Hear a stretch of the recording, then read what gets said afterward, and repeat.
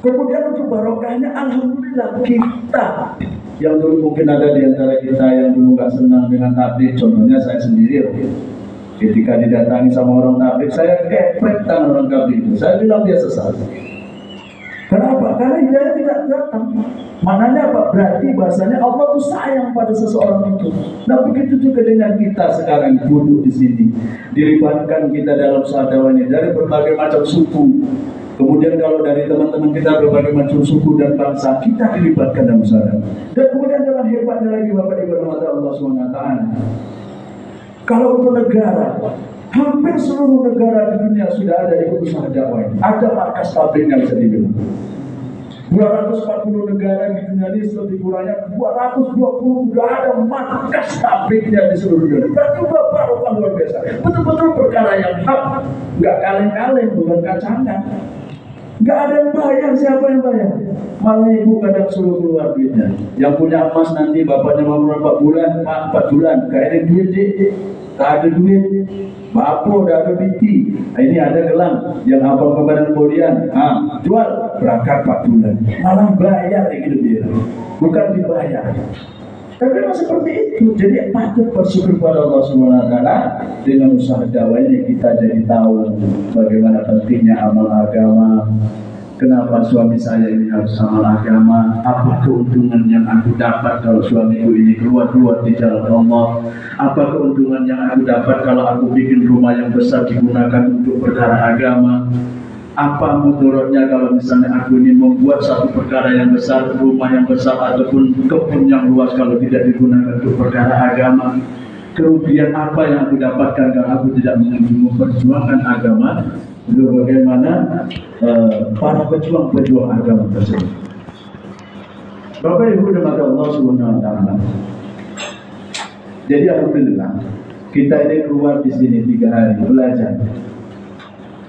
belajar agar tahu bahwasanya agama itu tidak dibawa oleh aliran sungai, tidak mengikut aliran sungai.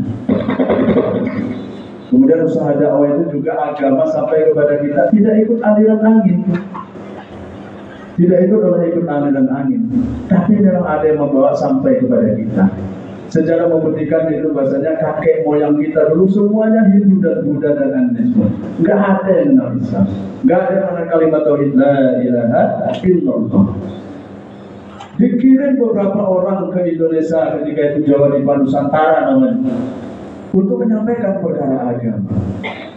Menyampaikan perkara agama kepada kita, menawarkan kepada kakek moyang kalimat tauhid. Ya ayuhan nas, atau wahai sedulurku, ucapkan asyhadu an la ilaha illallah wa asyhadu anna muhammadar rasulullah. Wali Songo istilahnya ketika itu. Sampailah kepada kita agama. Makanya harus bersyukur. Kalau enggak agama enggak sampai. Nah, mereka itu ada yang dikabarkan meninggal, mati di tanah Jawa ini, mati di negeri Indonesia ini ketika itu, di kerajaan Nusantara ini mati dalam keadaan mati. Nah kalau sekarang kalau misalnya suami ibu-ibu berangkat 40 hari, 4 bulan, nggak ada yang mati, kecuali kalau takdir Allah.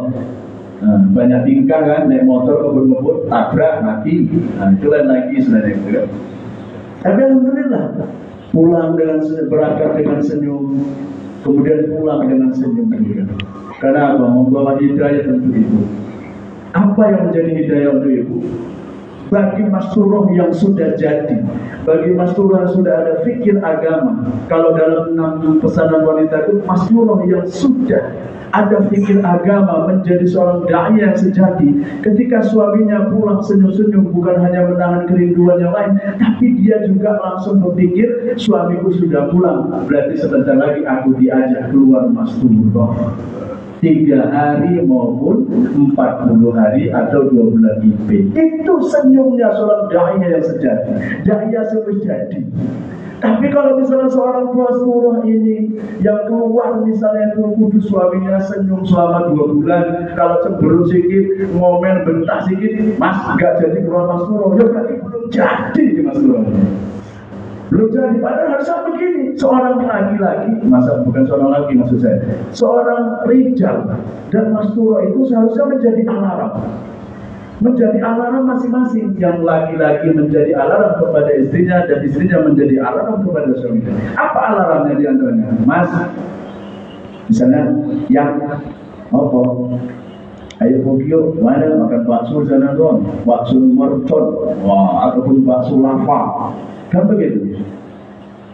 Maka ibu yang sudah belajar mahkomi laki-laki, ini kok tidak mikir. Ayo mas, berangkat. Wah, itu. Padahal itu malam Rabu, atau malam Kamis, atau malam Jaulan, malam Sabtu kalau tempat saya. Nah, saya mikir berangkatnya pun mau dekat maghrib, maka jadikan alarm. Jadi alarm seorang Mas Purwo itu yang jadi itu. Mas, ini kan malam Sabtu, sampean kan mau Jaulan, baksonya bisa nyusul. Karena apa? Kalau sampean melewatkan Jaulan malam ini, sampean tidak kebagian hidayah yang tersebar di seluruh dunia yang Allah berikan kepada orang. Sampean nggak ikut bagiannya nanti kalau kamu Jaulan. Begitu seharusnya. Bukan, ayo mas, malah mas apa gasnya habis. Suaminya mau seorang nanti dulu nggak mau jadi alarm. Mas ini nanti mas nggak masak.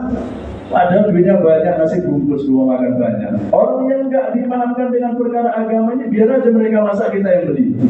Kan begitu.